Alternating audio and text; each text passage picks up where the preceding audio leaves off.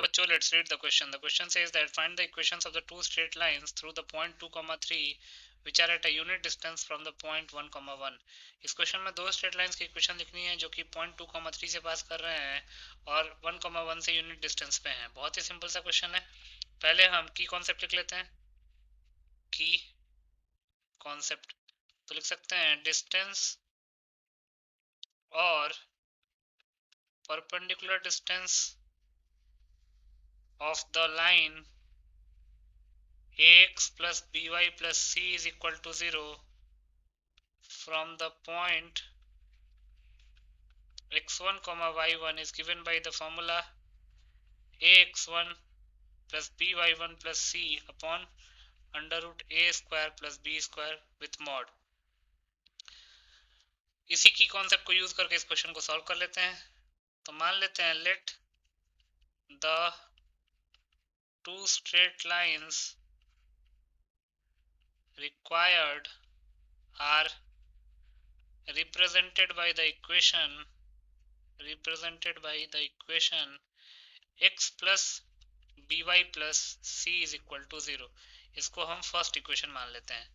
जो दो straight lines required हैं उनको हमने मान लिया कि x plus by plus c is equal to 0 से रिप्रेजेंट किए जा रहे हैं. अब क्वेश्चन में दे रखा है कि ये जो लाइन्स हैं ये पॉइंट 2, 3 से पास कर रही हैं. तो according to the question these lines which are represented by x plus by plus c is equal to 0 ये are passing through the point 2, 3. तो इसका मतलब 2, 3 सेटिस्फाई भी करेगा. तो x की वैल्यू 2 और y की वैल्यू 3 पुट कर देते हैं. तो ये जाएगा 2 plus 3b plus c is equal to 0.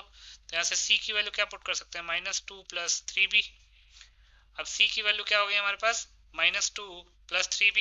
तो इक्वेशन ऑफ लाइन क्या बन जाएगा? Therefore equation of the lines will be x plus by plus c की जगह पे हम -2 -3b पुट कर देंगे is equal to 0. that is x plus by -2 plus 3b is equal to 0. अब यही लाइन जो है वो 1, 1 से 1 यूनिट के डिस्टेंस पे है. तो लिख सकते हैं this line is at a distance of 1 unit from point 1, 1. तो 1, 1 से डिस्टेंस 1 कर लेते हैं. x की वैल्यू 1 पुट करते हैं plus b -2 plus 3b upon under root a square under root 1 का square plus b square is equal to 1. Further simplify करते हैं तो ये जाएगा 1 प्लस b देन -2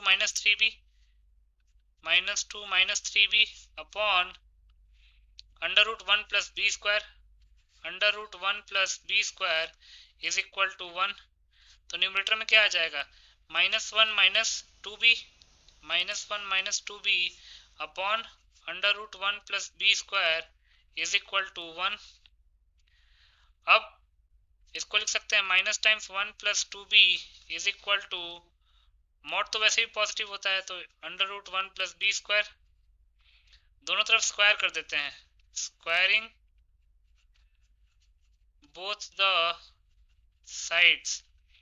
तो 1 प्लस 2b का होल स्क्वायर जो है वो 1 प्लस b स्क्वायर के इक्वल हो जाएगा. तो जो 1 plus 4b square plus 4b is equal to 1 plus b square. 1 से 1 कैंसिल आउट हो जाएगा. 4b square minus b square ये हो जाएगा 3b square plus 4b is equal to 0. b common लेंगे तो जाएगा 3b plus 4 is equal to 0. तो यहाँ से b की दो पॉसिबल वैल्यूज आ जाएंगी, b इक्वल टू 0 या फिर b equal to minus 3b plus 4 को 0 के इक्वल करेंगे तो b की वैल्यू आ जाएगी -4/3. अब b की वैल्यू 0 हो सकती है या फिर b की वैल्यू -4/3 हो सकती है. तो if b equal to 0 equation of the line will be x plus 0y plus c की वैल्यू क्या थी? जो मॉडिफाइड इक्वेशन आया था वो आया था -2 -3b. तो ये जाएगा -2 -3 into 0 is equal to 0.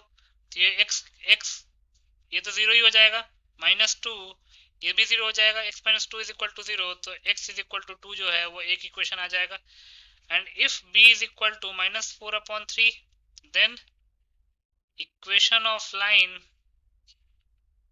will be x plus minus 4/3 into y plus minus 2 minus 3 into b, that is minus 4/3 is equal to 0। तो ये हो जाएगा x minus 4y/3 minus 2, then ये भी माइनस माइनस प्लस हो जाएगा, प्लस 12, ये तो 3 कैंसिल आउट हो जाएगा, प्लस 4 इज इक्वल टू 0।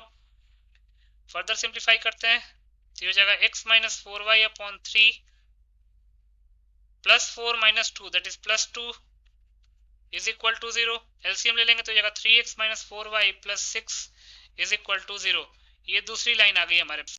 तो हमारे पास दोनों लाइंस आ चुकी हैं, हम लिख सकते हैं हेंस पहला था x minus 2 is equal to 0, x minus 2 is equal to 0 and 3x minus 4y plus 6 is equal to 0 are the two required straight lines.